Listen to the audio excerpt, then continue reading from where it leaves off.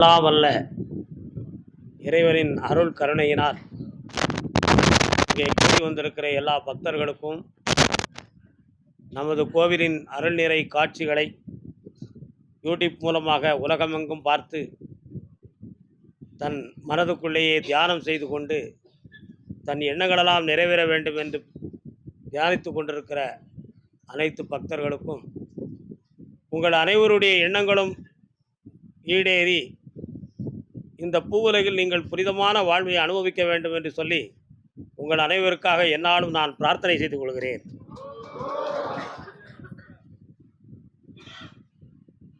நமது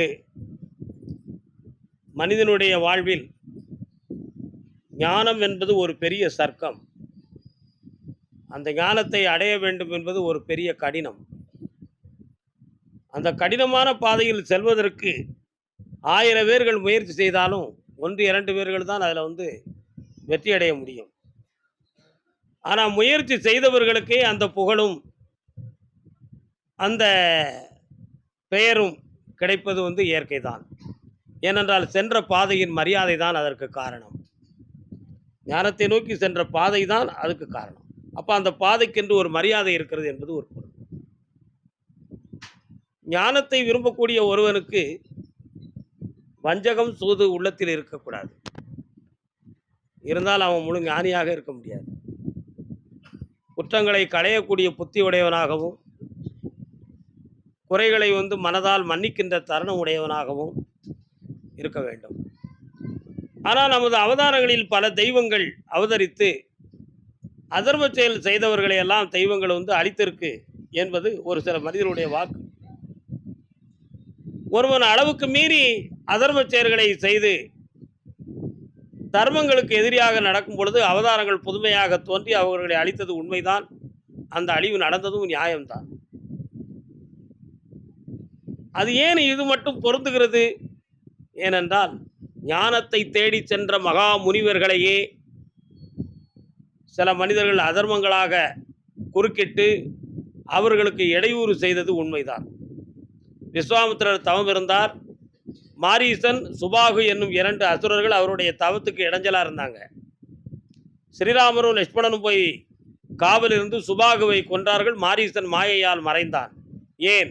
அந்த தவஞானியினுடைய தர்மத்துக்கு அவங்க இடையூறு செய்ததனால். அதே போல நிறைய அதர்ம செயல்களை செய்து கொண்டிருந்த கீசகன் முதல் கம்சனன் வரை செய்த குற்றங்களை பொறுத்து கடைசி முடிவில் கிருஷ்ணரே அவதாரம் எடுத்து தாய்மாமனாகிய கம்சனை வதம் செய்தார். முக்கோடி வாழ்நாளும் முயன்றெடுத்த தவக்கோடும் கொண்ட ராவணேஸ்வரன் அதர்ம செயல்களை செய்து மிதமிஞ்சிய பாதையிலே தவறாக போன காரணத்தினால் எம்பெருமான் நாராயணன் ராமனாக பிறந்து ராவணனை அழித்தார். சூரன் ஆணவத்தாலும் திமிராலும் தர்மத்துக்கு எதிராக நடந்த ஒரு காரணத்தினால் எம்பெருமான் முருகப்பெருமான் தோன்றி சூரனை வதை செய்தார். இதை போல எத்தனையோ சித்தர்களுக்கும் ஞானியர்களுக்கும் இடைஞ்சல் செய்து கொண்டிருக்கக்கூடிய விஷயத்தை நினைக்கிற பொழுது ஏதோ ஒரு அவதாரத்தின் காரணமாக அந்த இடையூறு செய்வதற்கு ஒரு அழிவு இருக்கும் என்பதை இந்த வரலாறுகளெல்லாம் சுட்டி காட்டியது. இதை உணர்ந்த பெரியோர்கள் தான் அதர்மங்களுக்கு துணை செய்யாதே, தர்மத்தோடு நடக்கக்கூடியவர்களை தானம் செய்யக்கூடியவர்களை அவமானப்படுத்தாதே, திருக்கோவில்கள் வழிபாடு மூலமாக பிறருக்கு புண்ணியம் செய்து கொண்டிருப்பவர்களுடைய நெஞ்சை புண்படுத்தாதே என்ற பல்வேறு தர்மங்களை எடுத்து கூறியது காரணங்கள் இதுதான். விதியின் வழி செல்லக்கூடியவனுக்கு மதி வேலை செய்யாது என்பதுதான் ஒரு பெரிய விஷயம். இழைக்கின்ற விதி முன் செல்ல தர்மம் பின்னிறங்கி ஏக என்று கம்பன் சொன்னதைப் போல விதி முன்னே வழிநடத்தினால் மதி மயங்கிவிடும். மகாபாரதத்திலே தர்மனுக்கு விதி முன்னின்றது, தர்மம் பின்னியங்கியது. ஆகினால் பகடையிலே வீழ்ச்சியடைந்தான். ஸ்ரீராமருக்கு விதி முன்னே சென்றது, தர்மம் பின்னிறங்கிய காரணத்தினால் வனவாசம் சென்றார். ஆக இந்த விதியின் வாயிலாக வீழ்ந்து விட்டவர்களின் எண்ணிக்கை பல கோடி. ஆனால் வென்று விட்டவர்கள் அவர்தான். ஏன்? தர்மத்தின் வாழ்வு தன்னை சூதுகவும் தர்மம் மறுபடியும் வெல்லும் என்னும் இயற்கையை உணர்த்தி காட்டிய அவதாரங்கள் தான் அவைகளெல்லாம். பொறுமை, சகிப்புத்தன்மை, உணர்ச்சி வசப்படாத உள்ள தன்மை, இவைகளெல்லாம் மனிதனுக்கு வேண்டும். இவைகளுக்கு ஐம்புலன்களிலும் ஒவ்வொரு சக்தி. அந்த ஐம்புலன்கள் சக்திகளை பற்றி தெளிவாக கூறுகிற பொழுதுதான் நாம் ஞானத்தை அடையக்கூடிய நிலைக்கு வருகின்றோம். ஓங்காரி என்பாள் அவள் ஒரு பெண் பிள்ளை, நீங்காத பச்சை நிறத்தை உடையவளே, ஆங்காரமான ஐவரை பெற்றிட்டு ரீங்காரத்தினுள்ளே நிலைத்திருந்தாளே. இந்த பாடலின் தன்மை என்ன அப்படி என்றால், ஓம்காரி என்பாள் அவள் ஒரு பெண் பிள்ளை. மூலாதாரம் என்னும் ஓம்கார சுழிமுனையிலேயே ஒரு குழந்தை வடிவில் ஒரு சக்தி இருந்தது. அதற்கு பெயர் தான் ஆத்மசக்தி. அந்த ஆத்மசக்தி பிள்ளைன்னு சொன்னார். வாலை பருவம், குழந்தை பருவம்னு அர்த்தம். அதான் ஓங்காரி என்பாள் அவள் ஒரு பெண் பிள்ளை. அடுத்து சொல்றாரு, நீங்காத பச்சை நிறத்தை உடையவளே. 7 ஆதாரங்களுக்கும் 7 வகையான வண்ணங்கள் இருக்கு. 7 வகையான வண்ணம் என்னதெல்லாம்? ஆரஞ்சு, சிகப்பு, பச்சை, இப்படி 7 வண்ணங்கள் இருக்கு. அதுக்கு பேர் வண்ணத்திறவிகள். இதில் இந்த குழந்தை பருவமாக இருக்கக்கூடியதுக்கு நிறம் எதுன்னா பச்சை நிறம். அது பச்சை நிறத்தை ஏன் சொல்றான்னா, குண்டலினி சக்தி நிலவுகின்ற வண்ணத்துக்கு பேரு பச்சை நிறம்னு அர்த்தம். ஆத்மா என்பது பிள்ளையாக கலந்திருப்பது குண்டலினி என்னும் சக்தியாக இருக்கின்ற ஒரு காரணத்தினால் அதை திருமூலர் சொல்றார், நீங்காத பச்சை நிறத்தை உடையவளே அப்படி சொன்னார். அடுத்த வார்த்தையை பாருங்க, ஆங்காரமான ஐவரை பெற்றிட்டு. ஆங்காரமாக ஐவர், இந்த சரீரத்தை இயக்குவதற்கு 5 பிரதிநிதிகளை இறைவன் படைத்து வைத்தான். மெய், வாய், கண், மூக்கு, செவி என்னும் ஐவர்களை. அவங்க எல்லாம் ஆங்காரத்தோடு இருக்கான். கண்ணு விழித்து பார்க்கும், உலகத்தையே பார்த்துரும். ஆனால் கண்ணு சிறியது தான். இந்த பரந்த உலகத்தை இந்த சிறிய விழி பார்த்துரும். அதனுடைய ஆங்காரம். எப்பேற்பட்ட தர்மவாணியும் இந்த வாய் பொல்லாத வார்த்தையை சொல்லி என்ன செய்யும்? இகழ்ந்துரும். அது அந்த வாயினுடைய ஆங்காரம். கேட்டது ஒன்று, வெளியே சொல்றது ஒன்றா இருக்கும். கேட்டது காது, கேட்டதுக்கு வஞ்சனை செஞ்சுட்டு சொல்றது தேவையில்லாத சொல்லிடும். அப்போ காது வஞ்சனை செய்து விட்டது. அதனுடைய ஆங்காரம் அது. அப்படி இருந்தும் நல்லதாக இருந்தாலும் கெட்டதாக இருந்தாலும் நீ உயிரோடு இருக்கணும்னு நினச்சி இந்த மூக்கு மட்டும் சுவாசம் பண்ணிக்கிட்டே இருக்கும். அது மூக்கினுடைய ஆங்காரம். இந்த ஐவரைத்தான் சொல்லுது. அந்த 5ஐயும் தாங்கி இருக்கிறது இந்த சரீரம். அதுக்கு சொல்றார், ஆங்காரமான ஐவரை பெற்றிட்டு. அடுத்து சொல்றார், ரீங்காரத்தின் உள்ளே நிலைத்திருந்தாளே. ரீங்காரம் என்னது? ஓங்காரம்னா மூலாதாரம், ரீங்காரம்னா மணிப்புரகம். மணிப்புரகம் என்பது பெண்ணின் சக்தி, ஓங்காரம் என்பது மூலஸ்தானமாகி ஆணின் சக்தி. சக்தியும் சிவமும் சேர்ந்து அந்த சக்தி என்னும் ஆற்றலுக்குள்ளே நிறைத்து அது ஒரு பேராற்றலாக இருக்கின்றது என்பதை பற்றி இந்த இடத்துல சொல்றார். அப்போ அடுத்து சொல்றான், இந்த ஐம்புலன்கள் பொறிகளை பற்றி ஆங்காரமானவர்கள் 5 பேரும் அவங்க தான் நம்மளை வழி நடத்துறாங்க. கண்ணு பார்க்கு நடக்கிறோம், காட்சியை கேட்குறோம், காது கேட்குறோம், வாயை பேசுகிறோம், மூக்கை சுவாசிக்கிறோம். இவை அனைத்தும் நம்மளை வழி நடத்துவதனால் அது ஆங்கார சக்தி அப்படின்னு சொல்லி நமக்கு விளக்கத்தை கொடுத்துட்டாங்க. பட்டணத்தை ஆளுகின்ற பஞ்சவர்கள் ராஜாக்கள் விட்டுவிட மாட்டாமல் வீரியங்கள் தான் பேசி,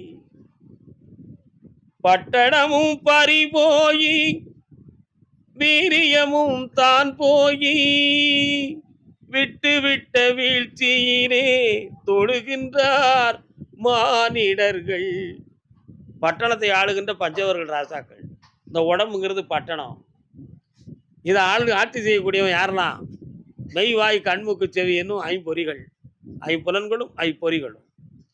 இதெல்லாம் இருக்கும் பொழுது விட்டு விட மாட்டாமல் வீரியங்கள் தான் பேசி, ஏய் எனக்கு முடியாதது ஒண்ணுமே கிடையாது, நான் எல்லாம் பார்த்துக்கிடுவேன். நான் யார் தெரியுமா? ஆண்டவனுக்கு சாமம். நான் தான் எல்லாம். இந்த வீரியம் எங்க இருந்து வந்துச்சு?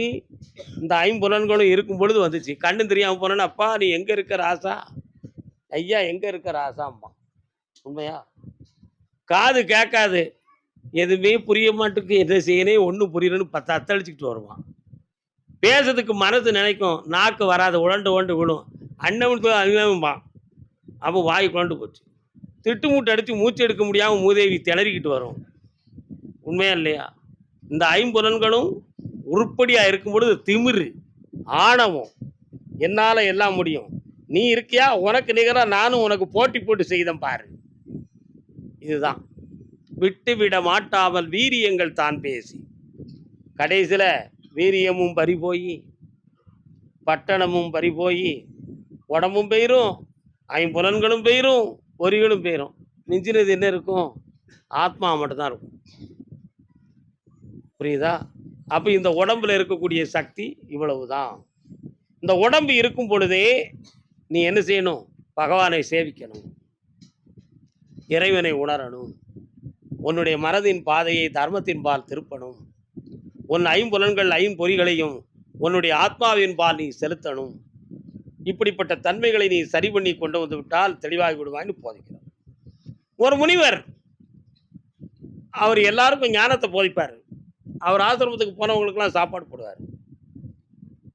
அப்படி இருக்கும் பொழுது நிறைய பேர்கள் அவரை கேள்விப்பட்டு நிறைய மக்கள் அவர்கிட்ட போய் பலன் அடைஞ்சு வந்துக்கிட்டு இருந்தாங்க. ஒரு சிற்றரசன், நம்மளும் ஒரு நாள் அவரை போய் பார்த்துட்டு வரணுமே அப்படின்னு சொல்லி புறப்பட்டு வந்தார். புறப்பட்டு வரும் பொழுது வழியில் ஒருத்தன் உதவாக்கற, அவன் அவரை பார்த்து, நீங்கள் உங்களை தேடி எத்தனை பேர் வராங்க, நீங்கள் எவ்வளோ பெரிய ஆள், நீங்கள் போய் அவரை ஒரு சாமியாரை பார்க்க போறிய, அவர்கிட்ட போய் என்ன இருக்குங்க, தேவையில்லாமல் நீங்கள் போய்கிட்டு இருக்கீங்க, ஏன் உங்களுக்கெல்லாம் அறிவு கிடையாதா, நீங்கள் ஒரு நாட்டுக்கே ஒரு அரசன் மாதிரி இருந்துக்கிட்டு அவரை நீங்கள் தேடி போகலாமா அப்படின்னு ஒருத்தன் தடுக்கணும். அன்னைக்கு அவர் போகிறத நிறுத்திக்கிட்டார். இவனுக்கு தெரியாமல் பண்ணணும், அவருடைய ஆத்மா தூண்டுது இவனை பார்க்கணும்னு சொல்லி 2ஆம் நாள் ஒரு நாள் அவர் புறப்பட்டார். 2ஆம் நாள் புறப்படும் பொழுது, என்ன எங்கே தூரமாக போறியே அப்படின்னா, எப்பா நான் உங்ககிட்ட எல்லாம் சொல்லிட்டு தான் போகணுமா, ஏன் உரிமை நான் போகிறேன், என்னையை சொல்றதுக்கு நீ யாரப்பா அப்படி கேட்டார். அவன் வாயை அடக்கிட்டான். ஆனாலும் அன்னைக்கு நமக்கு சகுனம் சரியில்லைன்னு சொல்லி வீட்டுக்கு போயிட்டார். 3வது முறையாக அவர் பார்க்க போகும்பொழுது நல்ல உழைப்பு அவன் இல்லை, அவன் தொழிலை பார்க்க வயக்காட்டுக்கு போயிட்டான். அதனால வந்தார், வந்து சாமியை பார்க்கறதுக்கு போனார். சாமி உள்ள ஆசிரமத்துக்கு இருந்தார். அவருடைய சிஷியர்கள்ட்ட, நான் வந்திருக்கிறேன்னு சொல்லுப்பா அப்படின்னார். அவங்க போய் சொன்னாங்க, இந்த மாதிரி ஒருத்தர் வந்திருக்காரு. எப்படி சொன்னார்? நான் வந்திருக்கேன்னு சொல்லுனார். சரி, சாமி இங்கே இல்லை, வேற இடத்துல இருப்பதாக நீ சொல்லி அவரை அனுப்புனார் இந்த சாமி. அதனால் அவர், அவங்க வேற இடத்துல இருக்காங்க, இன்னொரு நாள் வருவாங்க, நீங்கள் இன்னொரு நாள் வாங்க. அப்போ அடுத்த ஒரு முறை வந்தார். எப்பா நான் இன்னைக்கு சாமியை பார்க்கணும், நான் வந்திருக்கேன்னு சொல்லுப்பான்னாரு. இன்னைக்கும் வந்திருக்கிறாருன்னா, சரி இன்னொரு நாள் வர சொல்லுப்பா அப்படின்னாரு. அப்படி ஓரிரு முறைகள் வந்து போகும்பொழுதெல்லாம், நான் வந்திருக்கேன் பாருங்க, நான் வந்திருக்கேன் பாருங்க, எனக்கும் எவ்வளோ பெரிய பொறுப்பு போட்டு விடுவேன், நான் எத்தனை பேர் என்னையை பார்க்க வருவாங்க, நான் வந்திருக்கேன்னு அவர் மரியாதை கொடுக்க மாட்டேக்காரே, நான் வந்திருக்கேன்னு சொல்லியா அப்படின்னாரு. சரி இவன் டென்ஷன் பண்ணுறான்னு சொல்லி சிஷியர்கள் அவனை உள்ளே கொண்டு வந்தோன்னே, சாமி ஐயா வாங்க அப்படின்னாரு. வாங்க வணக்கம், நானே உங்களை பலமுறை பார்க்க வந்தேன் அப்படின்னு அவன் சொன்னான். உடனே இவர் சொன்னார், வந்ததுக்கு ரொம்ப பாக்கியம்தான், நான் உங்கள்கிட்ட ஞானத்தை பெறணும்னு நினைச்சேன்னாரு. பெறலாமே, நீங்கள் எனக்கு குருவாக இருக்கணும்னு சொன்னார். நான் செத்த பிறகு வாங்க, நீங்கள் ஞானத்தை அடைஞ்சிக்கலாம்னாரு. நான் செத்த பிறகு வாங்க, நீங்கள் ஞானத்தை அடைஞ்சிக்கலாம்னாரு.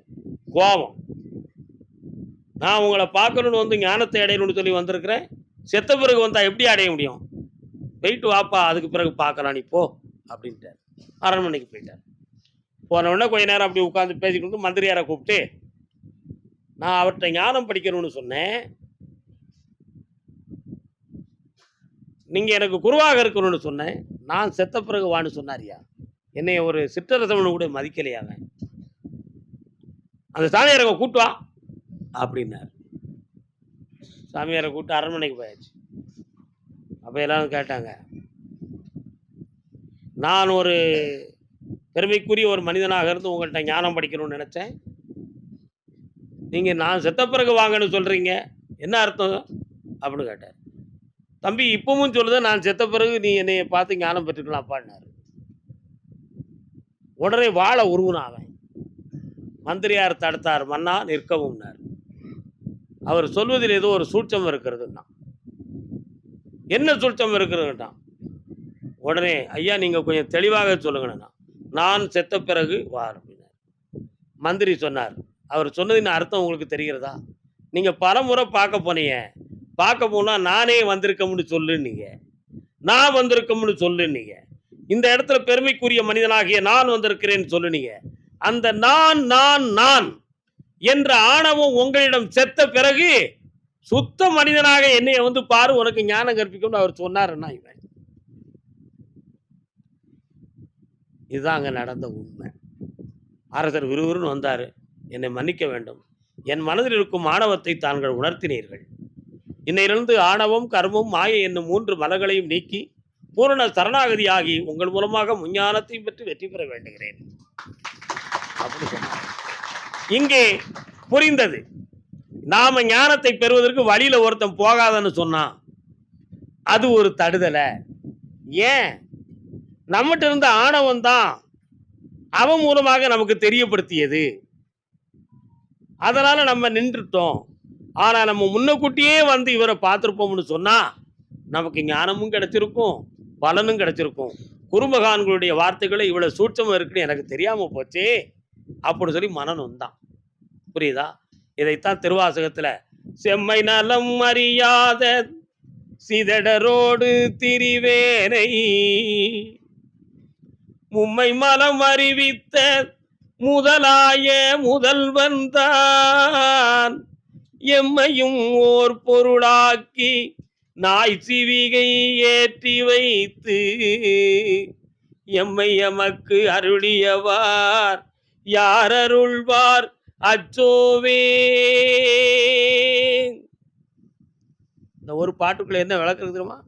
செம்மை நலம் அறியாத, உயர்ந்த ஞான நிலைகளை அறியாத சிதடர்களோடு திரிவேனை, மூடர்களோடு திரிந்து கொண்டிருந்த என்னை மும்மை மரமும் அறிவித்து ஆணவம் கர்மம் மாயை என்னும் 3 மலங்களையும் நீக்கச் சொல்லி என் உள்ளத்தை சுத்தமாக்கி எம்மையும் ஓர் பொருளாக்கி, என்னை ஒரு பொருளாக கருதி எம்பெருமானே ஈஸ்வரா எம்மையும் ஓர் பொருளாக்கி நாய் சிவிகை ஏற்றி வைத்து. சிவிகைனா பல்லாக்கு. பல்லாக்கில் அரசன் வருவான், இல்லைன்னா சாமி ஊரா வரும். ஆனால் அந்த பல்லாக்கில் என்ன இருந்துச்சான்? நாய் இருந்துச்சான். அப்போ நாய் அந்த நன்றியோடு நடந்திருக்கு. அதை சுத்தப்படுத்தி அந்த பல்லாக்கில் வச்சு தூக்கிட்டு வந்தாங்களாம். அதை சொல்றார், எம்மையும் ஓர் பொருளாக்கி இந்த நாயாகிய என்னை ஒரு சிவிகையில் ஒரு பல்லாக்கில் ஏற்றி வைத்து என்னை எனக்கு அருளியவார். நீ எனக்கு கொடுத்த இந்த மரியாதையும் இந்த பொறுப்பும் இந்த ஆன்மீக ஞானத்தையும் கொடுத்தது மாதிரி இந்த உலகில் யார் அறிவார் அச்சோவே. என் மையனே, நீ எனக்கு செஞ்ச இந்த கருணையை இந்த உலகத்துல யாருக்குப்பா தெரியும் அப்படின்னு அருமையா ஈஸ்வரன் சொன்னார் மாணிக்க வாசக சுவாமி. அப்போ மனிதன் வந்து எவ்வளவு தரம் குறைஞ்சிருந்தாலும் மனதால, அறிவால, நன்னடத்தையால, ஞானத்தால, பக்தியால தன்னை பக்குவப்படுத்தி விட்டான் என்றால் நாய்க்கு பல்லாக்கு கிடைத்தது மாதிரி மனிதனுக்கும் ஒரு உயர்ந்த பதவி கிடைக்கும், ஒரு உயர்ந்த பொறுப்பு கிடைக்கும், ஒரு உயர்ந்த புண்ணியம் கிடைக்கும், ஒரு உயர்ந்த பாக்கியம் கிடைக்கும். அது கிடைக்கிறதுக்காக நம்ம பாடுபட வேண்டியது உழைக்கணுங்கிறது மனிதனுடைய கடமை. நீ வெளியே வாழறதுக்கு உழைச்சிக்கிடணும், புண்ணியம் அடையிறதுக்கு உள்ளுக்குள்ள உழைக்கணும். என்ன செய்யணும்? ஒன்றை நீ உணரணும். மனமே நீ போற பாதை சரியா? என் உணர்வே நீ செல்லும் பாதை சரியா? என் உள்ளமே நீ சிந்திப்பது சரியா? இப்படி தனக்குள்ளேயே ஆராய்ந்து ஆராய்ந்து பார்த்து தன்னை உள்ளுக்குள்ளேயே கழுவி கழுவி சுத்தமாக்கி நம்முடைய மனசை புனிதமாக்கிட்டோம்னா மாசிலாத மனமேன் ஈசன் கோயில் என்றறிந்தேன். மாசிலாத மனம்தான் பகவானுக்கு கோயில். இந்த உலகத்துல எங்க இருக்கு? எல்லார் உள்ளத்துக்குள்ளேயும் இருக்கு. உங்க உள்ளத்துக்குள்ள இருக்கக்கூடிய ஆணவம் கர்மம் மாயையெல்லாம் நீக்கிவிட்டு மாசிலாத உங்கள் மனதுக்குள் ஈசனை வர வைத்து என்னாலும் நாம் அனைவரும் உயர்ந்திருப்போம் வாழ்வோம் என்று சொல்லி அருள்வாக்கை தொடங்குவோம்.